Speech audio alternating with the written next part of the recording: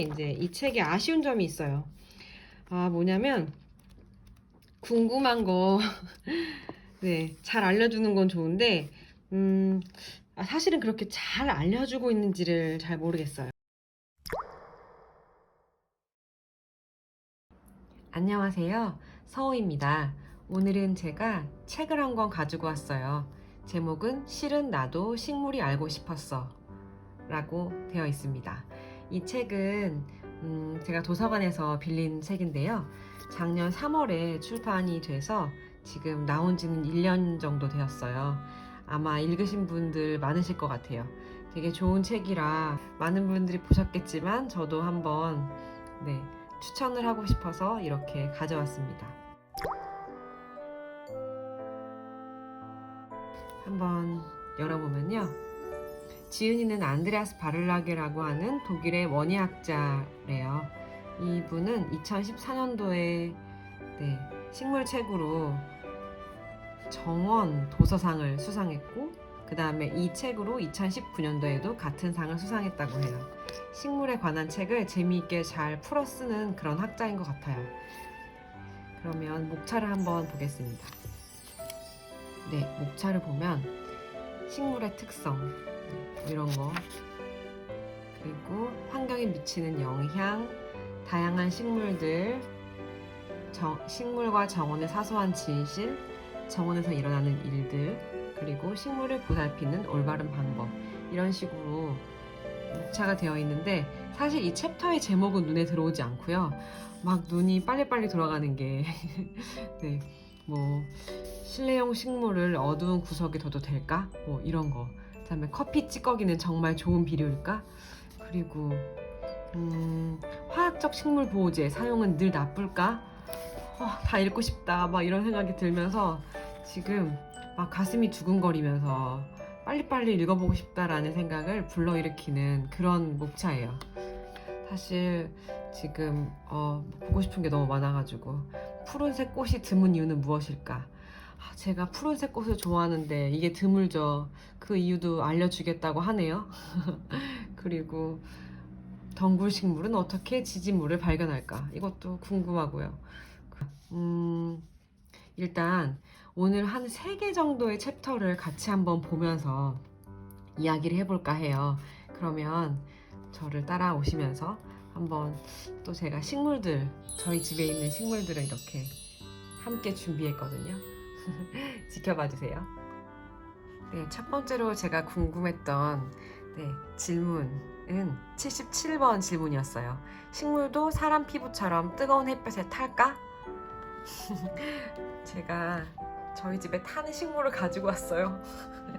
보시면 제라늄인데요. 저번 주부터 제가 노숙을 시켰거든요. 물론 밤에는 데리고 들어왔는데 아주 이파리가 원래는 이런 이파리였어요. 그런데 지금 이렇게 탄 거예요.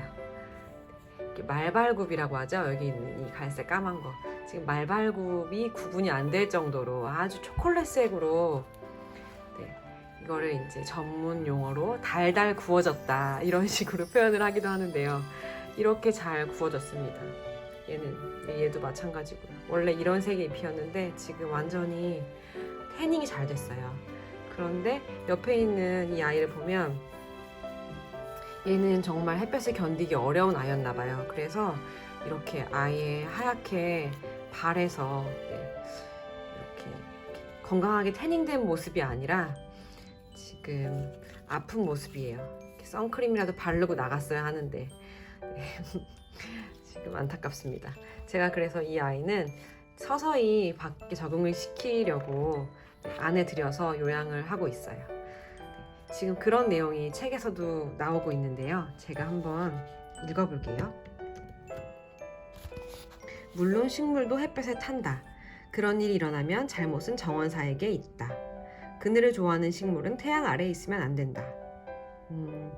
해 드는 곳에 적응한 식물과는 달리 잎의 햇볕에 적응할 수 있는 보호막이 없기 때문이다. 여기까지는 명쾌하다. 그렇죠. 그런데 지금 이런 제라늄들은 해를 되게 좋아하는 식물이고 노지에서도 잘 자라는 식물이거든요. 그런데 왜 이렇게 잎이 탈까? 햇빛을 분명히 좋아한다고 했는데 저도 이제 어느 정도 적응의 문제가 있을 것이다라는 생각은 했는데 이 이제 학자는 조금 전문적으로 이야기를 해주고 있어요. 네. 해를 좋아하는 식물이라도 식물이 있는 겨울나기 장소에서 노지로 옮겨지거나 실내에서 바깥의 햇살 아래로 나오게 되면 위험에 빠질 수 있다. 당연히 유리는 노지보다 햇살을 훨씬 더 투과시킨다. 베란다 유리도 그렇겠죠. 그래서 그 유리와 같은 일종의 필터가 하나 더 생길 때마다 결국 잎이 광파를 흡수하는 능력은 그만큼 줄어든다. 네. 지금 보호층이 없어졌다 이런 이야기거든요. 지금 안에서만 있던 식물들은 유리를 통과하는 얼마 안 되는 빛을 가능한 한 많이 흡수하려고 하기 때문에 보호층을 스스로 없애버렸는데 그 보호층이 없어진 식물을 바깥에 갑자기 내어두면 이렇게 보호층을 만들지 못한 채로 타버리는 거죠. 그렇다고 합니다. 제가 아까 말했던 그 선크림이라는 것이 보호층 그런 이야기인 것 같아요. 네, 그렇고요. 그리고 제가 다음으로 알려드리고 싶은 내용이 바로 5번이에요. 씨앗 중에 쭉정이가 있는 것은 무슨 까닭일까? 쭉정이는 꽃의 가루바지가 불완전할 때부터 생겨날 수 있다. 야생종의 경우 이런 일은 아주 드물다. 왜냐하면 아주 높은 증식률을 보이지 않으면 종의 생존을 유지할 수 없기 때문이다. 그렇겠죠. 이제 생존을 하려면 잘 퍼뜨려야 되기 때문에 쭉정이가 잘 나오지 않지만 우리가 집에서 키우는 제라늄들 막상 그 안을 열어보면 그 안에 쭉정이가 들어있는 경우가 많아요. 제가 지금 이거는 가지고 나온 것은 캉캉핑크가 맺은 자연 씨앗을 제가 한 개 파종한 건데요. 이 캉캉핑크도 씨앗을 많이 가지고 있는 것처럼 보였어요. 그래서 제가 한 4개의 씨앗을 채종할 수 있겠다라고 생각하고 그 꼬투리를 열어보았는데 거기에 이제 하나밖에 들어있지 않고 나머지 3개에는 전혀 씨앗이 들어있지 않았어요. 그래서 그런 경우는 어떻게 된 것인가 이제 읽어보면요. 본디 생명력이 강한 씨앗이라도 적정한 환경에서 보관하지 않으면 마찬가지로 숙정이가 될 수 있다. 멀쩡한 배아가 씨앗 안에서 죽어버리기 때문이다. 예를 들어 열대식물이 서리를 맞으면 죽게 되는 것처럼 저장 온도가 너무 높거나 너무 낮으면 그렇게 된다. 그러니까 지금 씨앗을 맺는 그런 것처럼 보여도 그 안에서 씨앗이 죽을 수도 있다. 이런 이야기를 하고 있는 것 같아요.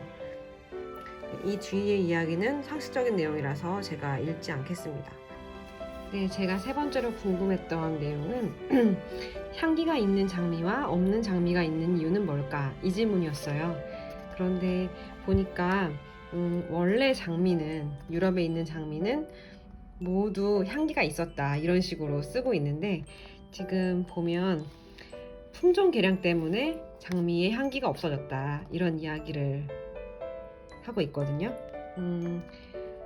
새로운 품종들이 도입되어 기존의 엄선된 품종과 교잡되었다. 그래서 한 해에 여러 번 피는 장미가 개발되었고 노란색, 오렌지색 또는 선홍색 같은 따뜻한 색상의 장미도 만들 수 있게 되었다. 그러니까 원래 이런 색의 장미는 없었던 거죠.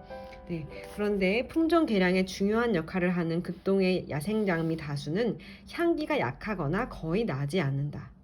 그래서 이들 개량종 장미는 우리가 원하는 극동 야생장미의 특성과 더불어 무향이라는 특성까지도 종종 물려받는다. 네. 이런 무향이 나는 그런 장미는 강해서 곰팡이에 대한 저항성도 가지고 있다고 해요. 그래서 이런 종하고 덧붙일 수밖에 없는데 그래서 향기도 없어지는 것이라고 합니다. 책에 이렇게 예쁜 그림들도 중간중간에 되게 많이 있거든요. 네, 여러분이 이 책을 보시는 데도 되게 재미를 느낄 수 있을 만한 그런 그림들이 많이 있어요. 제가 또 마지막으로 자랑하고 싶은 거 21번 질문을 읽다가 저희 집에서 꽃이 피어나고 있는 식물을 보여드리려고 가져왔는데요. 잘 관리해도 식물이 꽃을 피우지 못하는 이유는 뭘까? 이런 질문이 있어요. 근데 이 질문에 대한 답은 사실 꽃 피우기가 굉장히 까다롭기 때문이다. 뭐 이런 내용이에요. 보시면 맨 마지막에 어쩌면 그런 이유로 이 식물은 유행이 좀 지난 것 같다. 이러면서 이제 안스리움이나 스파티필름 같은 게 유행이 지났다라고 이야기를 하고 있는데요. 그 이유가 이 식물들도 보기보다 복잡해서 특별한 처리를 해줘야만 여러 해 계속해서 꽃을 맺을 수 있다. 이들 식물은 한가운데에 아주 조그맣게 이미 자리 잡고 있던 꽃봉오리만 조금씩 열릴 뿐이다. 한 해 뒤 또 다른 꽃이 더 올라온다면 그건 운이 좋은 경우다.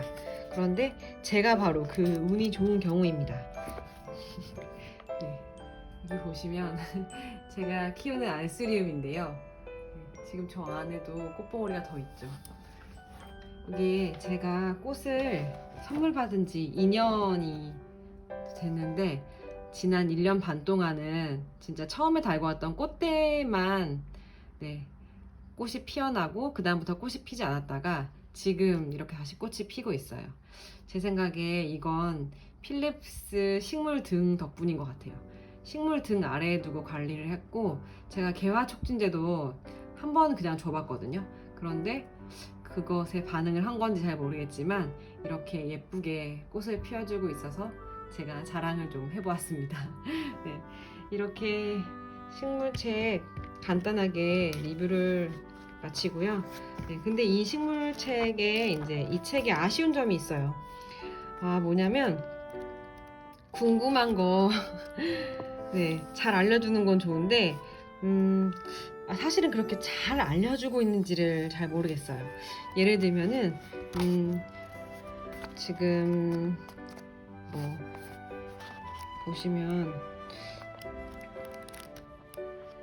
튤립 제대로 키우려면 이래서 제가 튤립을 되게 좋아하니까 튤립에 대해서 드디어 튤립을 제대로 키우는 방법을 알려주시는구나 했지만 이제 너무나 일반적인 내용만 적혀 있어요. 자세히 적혀 있는 것 같긴 한데 내용을 보면 거의 아무것도 없어요. 그래서 이 정도? 튤립은 중노동을 하는 꽃이다. 매년 이 식물은 제 알뿌리를 다 먹어치우기 때문에 완전히 새로운 양분 저장고를 만들어야 한다. 그래서 이제 비료를 잘 주어야 된다. 이런 이야기가 지금 뒤에도 나오거든요. 여기서 튤립이 왜 그 다음 해에는 꽃을 피우지 않는가 이런 식의 질문이 있는데 많은 영양분이 필요하다. 그래야 꽃을 피울 수 있는 알뿌리를 다시 만들어낼 수 있다. 그런데 수많은 정원사가 이를 간과해서 꽃 피기 전, 꽃 핀 동안, 그리고 꽃 핀 후에 액비 주는 것을 소홀히 한다. 네. 그런데 어떤 액비를 어떻게 줘야 되는지 성분이나 그런 거가 나도 나와 있으면 도움이 될 것 같아요. 그러니까 독일과 우리나라가 들어오고 있는 비료의 종류가 다를 테니까 그 비료 메이커를 알려달라는 건 아니지만 어떤 식의 비료를 주어야 하는지 이런 정보는 나와 있지 않고요. 그리고 식물은 산성 토양을 좋아할까 이런 거도 제가 이제 베고니아를 좋아하다 보니까 베고니아가 산성 토양을 좋아해서 이제 그러면은 왜 산성이 이 식물에게 필요하고 산성이 필요한 식물은 어떤 거고 이제 그런 내용이 나오기를 바랬는데 그냥 산성을 좋아하는 식물이 있고 조금 더 산성을 좋아하는 식물이 있다. 이런 식의 내용이 담겨 있어요. 그래서 수국, 철쭉, 진달래, 에리카, 히말리아 양귀비 또는 동백나무 같은 그런 식물들이 산성이 다소 높은 땅에서 잘 자란다. 근데 이제 식물 집사들은 온갖 다양한 식물을 자기 정원에 다 심으려 하기 때문에 진달래는 그리 중요한 존재를 여기지 않는다. 그래서 상황이 심각한 경우에는 막 산성도를 중화시켜 버리려고 한다. 그러면 진달래가 잘 안 핀다. 뭐 이제 이런 이야기 정도로 쓰고 있는데 왜 그런지, 왜 그런 토양을 선호하고 어떻게 만들어줘야 되는지 그런 이야기가 나오지 않고 있어서 그게 조금 아쉬웠어요. 그러니까 모든 챕터가 다 그런 건 아니지만 대부분의 챕터가 제가 딱 알고 싶어하는 그런 네, 정도까지는 알려주지 않고 있어서 네, 조금 아쉬웠던 그런 책이었습니다. 이게 아마 대중서이기 때문에 자세하게 이제 설명을 하지 않은 것은 있겠지만, 네, 이제 대중들이 조금 더 가드닝을 좋아하게 된 이런 상황이니까 이 책보다 조금 더 어려운 책을 써주셨으면 조금 더 자세한 책을 써주셨으면 좋겠다라는 생각을 갖게 되었습니다. 네, 그러면 리뷰 여기서 마치고요. 다음에도 좋은 식물책 있으면 제가 또 소개하도록 하겠습니다. 감사합니다.